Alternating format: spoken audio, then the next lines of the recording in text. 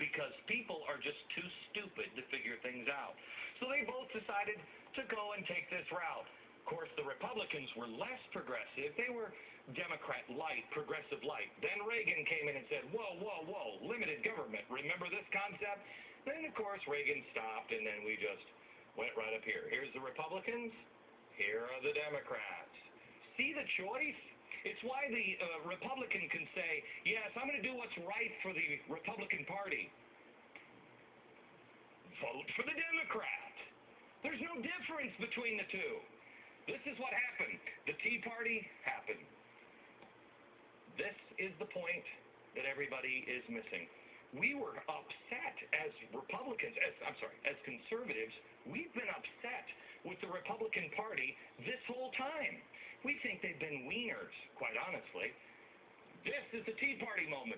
This is when conservatives said, yeah, I think I'm going to go back to the idea the founders had and limited government, because it's the only way to preserve freedom and the only way to get out of corruption. We want something different. We don't care about making the stupid tent inclusive. I don't really care about anybody's tent. May I ask a question? How come it's always conservatives who have to be more accepting, more open-minded? Nancy Pelosi, the White House, they're not really reaching out and saying, hey, Glenn, how can we help?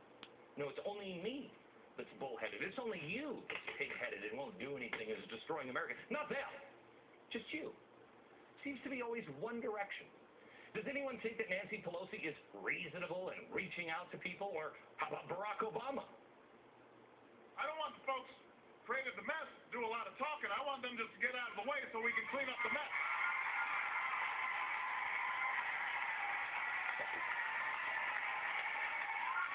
I don't mind cleaning up after them, but don't do a lot of talking.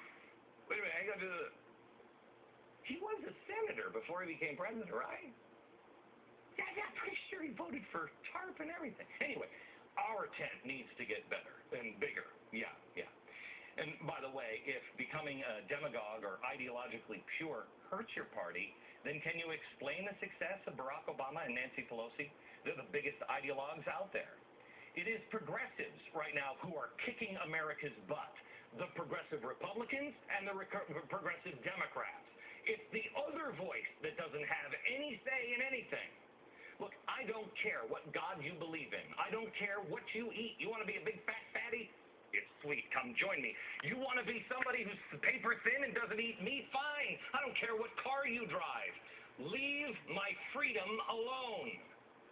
Save just a little bit. Let's just slice a little bit off for when the kids arrive or the grandkids. Can we do that? Right now, the polls in New York show that people think the conservative Hoffman is their guy after what's-her-face dropped out. He shot up to a 5 to 17-point lead, depending on which poll you look at. Now, I want you to know this isn't some crazy conservative district.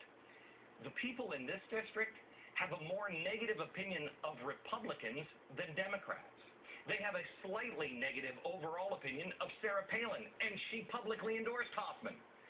This is a district that just voted for Barack Obama. When they had the option of a Republican and a liberal Democrat, they voted for the liberal Democrat. But now, just about a year later, when faced with a choice of another liberal Democrat or another quote-unquote moderate Republican and a conservative, gee, look who they're leaning towards. They ran the wannabe right out of the race. Hoffman may still lose. But America, the paradigm is shifting.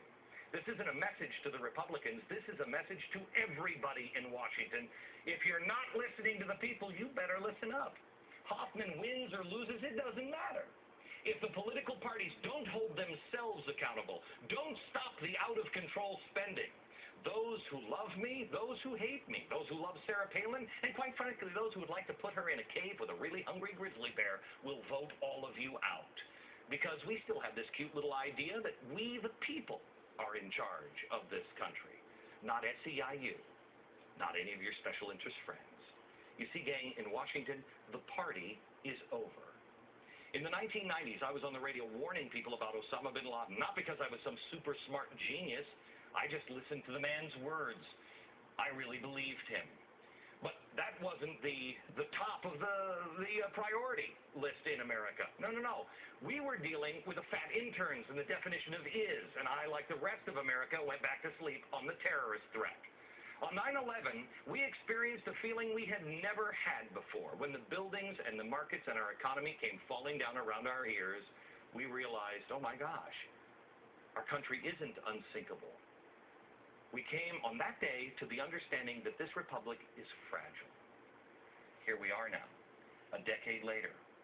I'm on the air again, warning you that America cannot sustain our government's massive spending.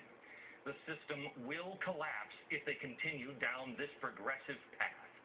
10 years ago, I could have shouted every single day about Osama bin Laden and his wacky, crazy threats to kill Americans in New York, and no one would have been willing to stand in line 2 hours while some security officer made Grandma take her shoes off. No one would have done it. But don't you see, while the government is still not willing to do these things, today, America is different. America has changed. Washington, we're not going to let you get away with it anymore. Look, fool me once, shame on you. Fool me twice, shame on me. Conservatives are awake. 9/12ers are willing to do the hard things. We know what this means. We're taking time out of our busy lives, taking time away from their families. They're attending town hall meetings. You think they want to do that? They are calling their representatives. How many times do we have to be yelled at by your people in Washington? They're reading 2,000-page health care bills on the weekend. The 9/12ers are willing to stand in line and take our shoes off before the plane actually hits the tower. We are done trusting the people who ran Social Security into the ground. We are done trusting those who have grossly mismanaged Medicaid and Medicare to the tune of $60 billion every year in fraud. Thanks, but no thanks. We're going to go in a different direction here. And all you politicians who don't want to go there, that's fine at your own peril. And all you politicians who think you're going to ride the wave of this 9/12 movement, hey, if I could pretend I'm like them, I could get elected. Really? You go ahead and try it. You try to continue the same old stuff. And if you do, you better look out. Because not only are 9/12ers and Tea Party goers willing to take off their shoes, they're willing to take off their boots. And they'll put it where the sun doesn't shine. It's now easier for